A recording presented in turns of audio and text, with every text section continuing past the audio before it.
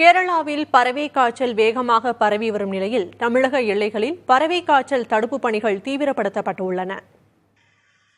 கேரளாவில் பறவை காய்ச்சல் பரவி வரும் நிலையில் அம்மாநிலத்தை ஒட்டிய தமிழக எல்லையில் உள்ள சோதனைச் சாவடிகளில் கண்காணிப்பு பணிகள் தீவிரப்படுத்தப்பட்டுள்ளன.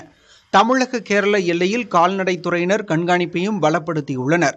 கேரளாவில் இருந்து கோழி, வாத்து, முட்டை, தீவனங்கள் கொண்டுவரும் வாகனங்கள் முழுமையான சோதனைக்கு பிறகே தமிழக எல்லைக்குள் அனுமதிக்கப்படுகின்றன. கேரளாவிலிருந்து வரும் அனைத்து வாகனங்களுக்கும் கிருமி நாசினி தெளிக்கும் பணிகளும் முடுக்கிவிடப்பட்டுள்ளதாக கால்நடைத்துறையினர் தெரிவித்துள்ளனர்.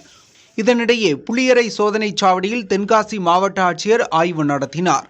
இதேபோல் நாமக்கல் பகுதிகளில் கோழி பண்ணைகளில் எடுக்கப்பட்டுள்ள முன்னெச்சரிக்கை நடவடிக்கைகள் மற்றும் பாதுகாப்பு நடவடிக்கைகள் குறித்து மாவட்ட ஆட்சியர் உமா நேரில் ஆய்வு நடத்தினார்.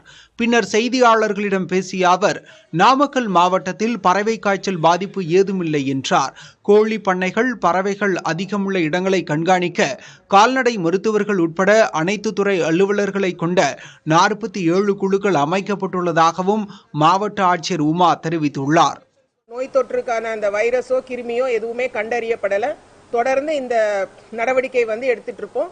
நம்மளுடைய அந்த பவுல்ட்ரி ஓனர்ஸும் நமக்கு முழு ஒத்துழைப்பு கொடுக்குறாங்க.